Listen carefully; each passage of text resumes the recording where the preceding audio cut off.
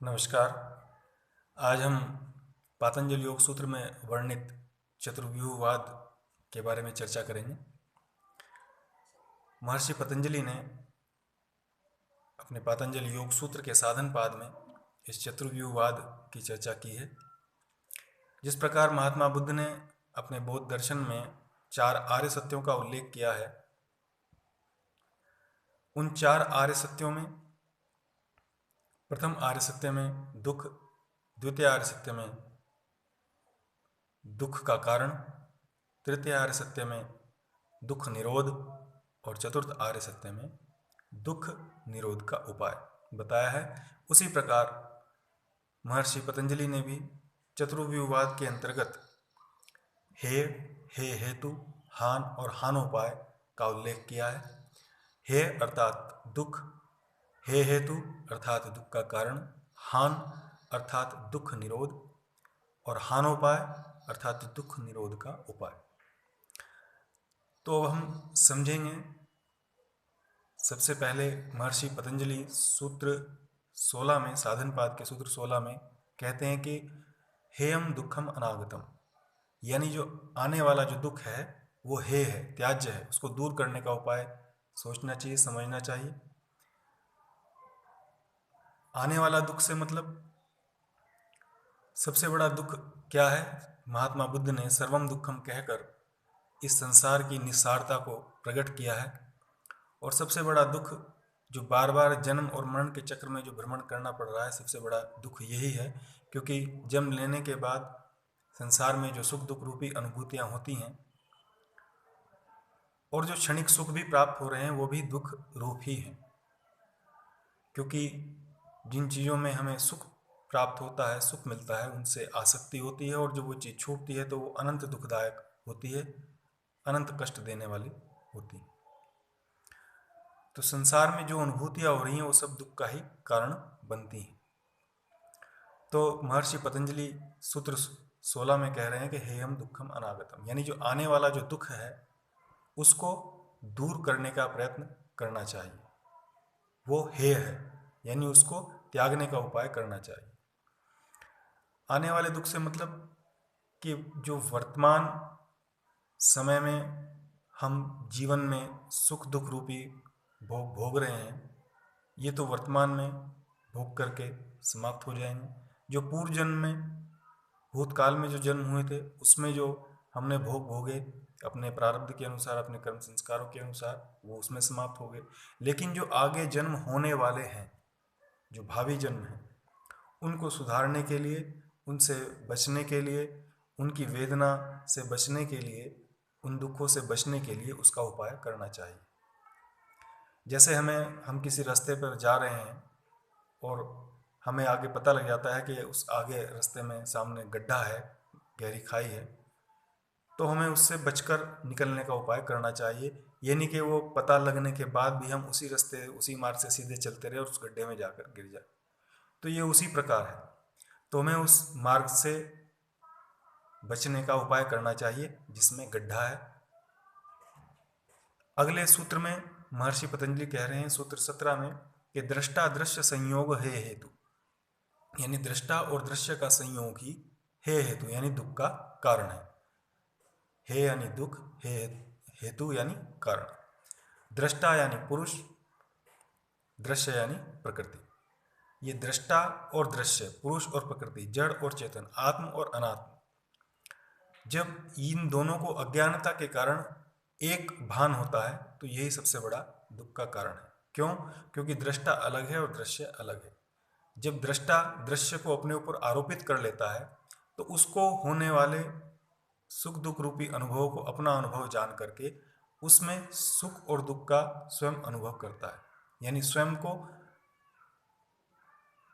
कष्ट और जो अनुभूतियां हैं वो उसको स्वयं को महसूस होती हैं, जबकि ऐसा नहीं है। क्योंकि प्रकृति अलग है, पुरुष अलग है। प्रकृति जड़ है, पुरुष चेतन है। पुरुष केवल निमित्त है, प्रकृति उपादान कारण है। पुरुष को निमित्त कारण कहा गया है, प्रकृति को उपादान कारण कहा गया है। उपादान मतलब जिससे कोई चीज उत्पन्न होती है। जैसे मिट्टी है, मिट्टी घड़े का उपादान कारण है, मिट्टी से घड़ा बनेगा और उसका निमित्त कारण क्या है? कुम्हार। कुम्हार के द्वारा बनाया जा रहा है, चाक के द्वारा बनाया जा रहा है, चाक पर मिट्टी लगाई जा रहा है, ये उसको गोल घुमा करके घड़ा बनाया जा रहा है, तो वो उसका निमित्त कारण है, मिट्टी उसका उपादान कारण है, क्योंकि उत्पन्न घड़ा हो रहा है वो मिट्टी से हो रहा है। तो इस प्रकार इसको जान करके कि पुरुष अलग है, प्रकृति अलग है, जड़ अलग है, चेतन अलग है, लेकिन अज्ञानता के कारण, अविद्या के कारण दोनों को एक समझा जा रहा है। हम शरीर को ही मैं मान बैठते हैं, शरीर को ही चैतन्य मान बैठते हैं, शरीर के अनुभवों को ही स्वयं का अनुभव, सुख दुख रूपी अनुभवों को स्वयं का अनुभव मान बैठते हैं, जो गलत है, और यही दुख का कारण बनता है। आगे सूत्र 25 में बताते हैं, साधना पाद के सूत्र 25 में बताते हैं, महर्षि पतंजलि कहते हैं कि तद भावात संयोगो भावो हान तदृश्य कैवल्यम। हान यानी उस अविद्या के अभाव से संयोग का अभाव हो सकता है। संयोग यानी अज्ञानता के कारण जो पुरुष और प्रकृति, जड़ और चेतन को जो एक समझने की जो हम गलती कर रहे थे, वो उस अज्ञान को दूर करके उससे बचा जा सकता है, जिसको हान कहते हैं। हान मतलब जिसके कारण बार बार जो जन्म और मरण का जो चक्र चल रहा था उससे बचा जा सकता है। यानी ये दुख निरोध की इसमें चर्चा की गई है। और जब ये हो जाएगा तदृश्य कैवल्यम, यही उस पुरुष का, दृष्टा का, चैतन्य का कैवल्य कहलाता है। यानी उस अविद्या के अभाव से संयोग का अभाव हो जाने पर जो हान है, यानी जो पुनर्जन्म आदि जो दुख हैं, उनका रोका जा सकता है, और यही उस दृष्टा का, उस चैतन्य का कैवल्य कहलाता है या मोक्ष कहलाता है। अब ये हान या ये दुख का निरोध कैसे होगा, इसके बारे में महर्षि पतंजलि सूत्र 26 में कहते हैं कि विवेक ख्यातिर विप्लवा हानोपाय। विवेक ख्याति यानी विवेक ज्ञान, निश्चल ज्ञान, स्थिर ज्ञान ही इस हान का यानी इस दुख को दूर करने का उपाय है। यानी दुख निरोध का उपाय क्या है? विवेक ख्याति।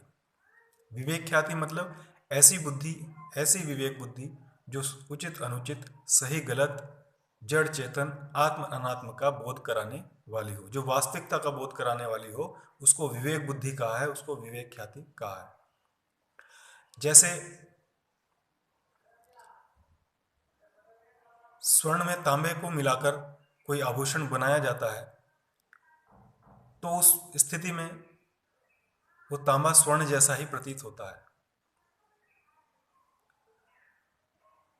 तो यहां भी क्या है कि जो चैतन्य है वो अपने आप को, जो दृष्टा है वो अपने आप को दृश्य ही अनुभव कर रहा है, जिसके कारण उसको दुख की अनुभूति होती है।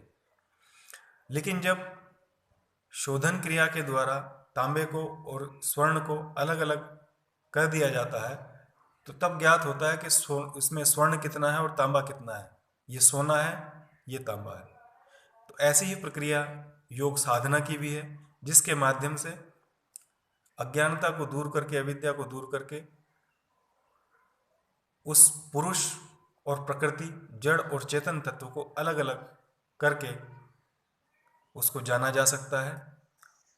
और जब पुरुष और प्रकृति को अलग कर दिया जाता है, तब दृष्टा अपने स्वरूप में स्थित होने लगता है, और उस स्वरूप में स्थिति होने पर ही उसकी कैवल्य अथवा मोक्ष की स्थिति होती है, जिसको महर्षि पतंजलि कहते हैं कि तदा दृष्टु स्वरूप अवस्थानम। तब दृष्टा अपने स्वरूप में स्थित हो जाता है। कब? जब उसकी वृत्तियां पूर्ण रूप से निरुद्ध हो जाती हैं, जब दुखों का पूर्ण रूप से निरोध हो जाता है, यही उसकी पूर्ण कैवल्य अथवा मोक्ष की अवस्था है। तो इस प्रकार महर्षि पतंजलि ने अपने योग सूत्र में, साधन पाद में, इस चतुर्व्यूहवाद का वर्णन हे हेतु, हान और हानोपाय के रूप में किया है। इस चतुर्व्यूहवाद के 4 अंग एक तरह से बताए हैं: दुख, दुख का कारण, दुख निरोध और दुख निरोध के उपाय। तो योग एक ऐसा मार्ग है जिसके द्वारा इस दुख को, इस जन्म मरण रूपी दुख को दूर करके कैवल्य अथवा मोक्ष की स्थिति को प्राप्त किया जा सकता है। क्योंकि मनुष्य एक विवेकशील प्राणी है, तो उसको ये जान करके कि इस दुख क्या है और इसका उपाय, इसको दूर करने का उपाय किस तरह से हो सकता है, तो उसके लिए उसको प्रयत्नशील होना चाहिए, जिसके लिए उसको योग की शरण में आना चाहिए, योग का अनुसरण करना चाहिए, योग में बताए गए सिद्धांतों का पालन करते हुए अपने लक्ष्य को प्राप्त करना चाहिए। तो इस प्रकार आज हमने महर्षि पतंजलि द्वारा वर्णित चतुर्व्यूहवाद की चर्चा की। आशा है ये चर्चा, ये व्याख्यान आपको समझ में आएगा, आपके लिए उपयोगी होगा, आपके लिए सार्थक होगा। धन्यवाद।